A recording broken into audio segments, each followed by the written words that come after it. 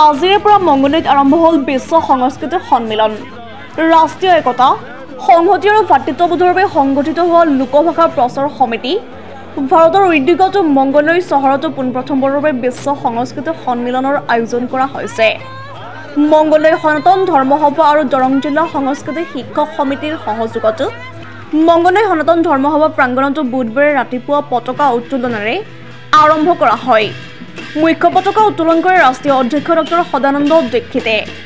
29 ডিচেম্বৰলৈ তিনিদিনীয়াকৈ অনুষ্ঠিত হ'ব লগা উক্ত সন্মিলনখন বুধবাৰে ৰাতিপুৱা সনাতন ধৰ্মসভাৰ বিষ্ণু মন্দিৰ প্ৰাংগণত 70খন পতাকা উত্তোলন কৰা হয়।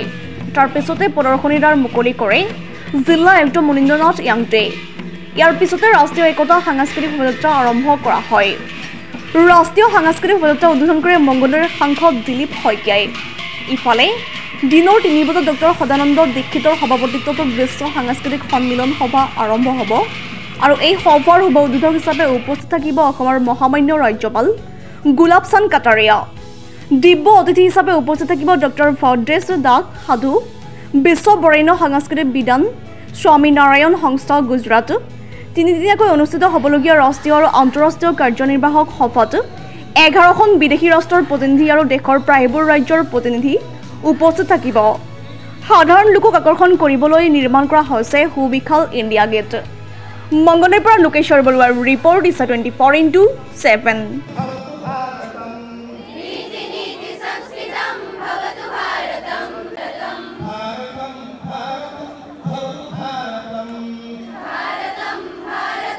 আমাৰ কাৰণে সঁচাকৈ সৌভাগ্যৰ দিন। আমি মংগলদৈবাসী হিচাপে গৌৰৱান্বিত। আমি সঁচাকৈয়ে মংগলদৈৰ দৰে জেগাত আমি বিশ্ব সংস্কৃত সন্মিলনৰ এই পুৰোধা ব্যক্তিসকলৰ আমি পদৰেণু পাই সঁচাকৈ আমি ধন্য হৈছোঁ।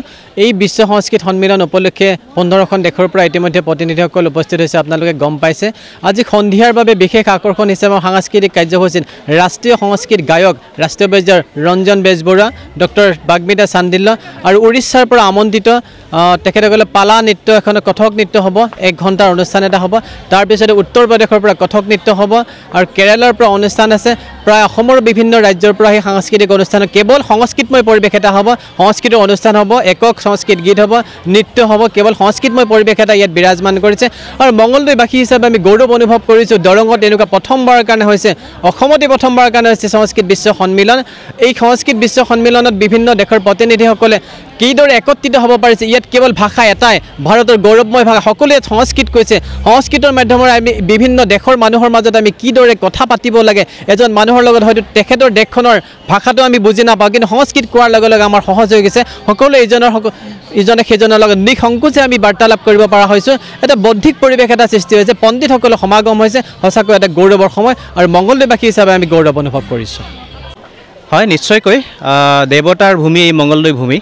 পূৰ্বতে দেৱতাসকলৰ নিবাসস্থলী আৰু সকলোতকৈ ডাঙৰ কথা এইখন হৈছে সনাতন ধৰ্মক্ষেত্ৰ।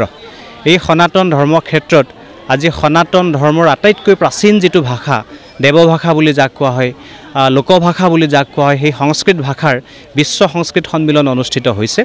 ইতিমধ্যে বহুকেইটা উল্লেখযোগ্য আৰু গুৰুত্বপূৰ্ণ কাৰ্যসূচী আমাৰ শেষ হৈছে।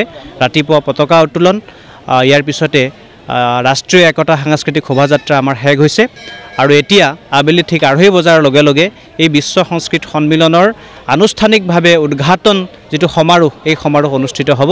আৰু এই সমাৰোহত অংশগ্ৰহণ কৰিবলৈ অসমৰ মহামান্য ৰাজ্যপাল শ্ৰীযুত গোলাপ চান্দ কাটাৰিয়া মহোদয় আজি উপস্থিত হ'ব।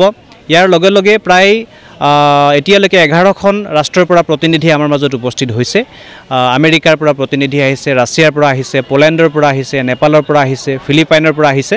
এইদৰে বিভিন্ন দেশৰ প্ৰতিনিধিসকল আমাৰ মাজত উপস্থিত হৈছে আৰু আশা কৰোঁ আগন্তুক এই সময়খিনিত বা আগন্তুক 3টা দিনত বিশ্ব সংস্কৃত সন্মিলনৰ সকলো কাৰ্যসূচী সুচাৰুৰূপে সম্পন্ন হ'ব আৰু বিশ্ব সংস্কৃত সন্মিলনৰ এই যি পুণ্যফল এয়া দৰংবাসী অসমবাসীয়ে পাবলৈ সক্ষম হ'ব বুলি মই আশা কৰিছোঁ।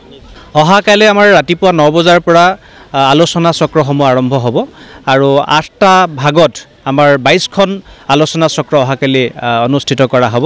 ইতিমধ্যে এই আলোচনা চক্ৰসমূহৰ বিভিন্ন অধ্যক্ষবিলাক সংযোজকসকল আমাৰ মাজত উপস্থিত হৈছে। তেওঁলোকে নিজৰ নিজৰ কামত লাগি আছে। আমাৰ এই গোটেই সংস্কৃত সন্মিলনখনৰ মূল মতটো হৈছে বিশ্ব হিতায় সংস্কৃতম, অৰ্থাৎ বিশ্বৰ হিতৰ বাবে মংগলৰ কাৰণে সংস্কৃত ভাষা আৰু এই প্ৰাচীন ভাষাটোৰ আটাইতকৈ গৰিমাময় কথাটোৱেই হৈছে যে সৰ্বে ভৱন্তু সুখিনঃ সৰ্বে সন্তু নিৰাময়াঃ সৰ্বে ভদ্ৰাণি পশ্যন্তু মা কচ্চিৎ দুখ ভাগ ভৱেৎ।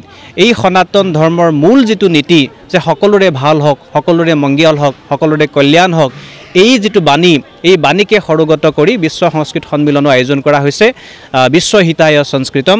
আৰু অনাগত সময়ত এই বিশ্বৰ সকলো প্ৰাণী সমাজে, সকলো মানৱ সমাজে সংস্কৃত ভাষা, ইয়াৰ গৰিমা, ইয়াৰ অন্তৰ্নিহিত তত্ত্ব আৰু সনাতন আধ্যাত্মিক সংস্কৃতিৰ ওপৰত যে ভৰসা কৰিব লাগিব সেয়া নিশ্চিত, আৰু তাৰ পূৰ্বাভাস কৰিবলৈ এই বিশ্ব সংস্কৃত সন্মিলনৰ আয়োজন কৰা হৈছে।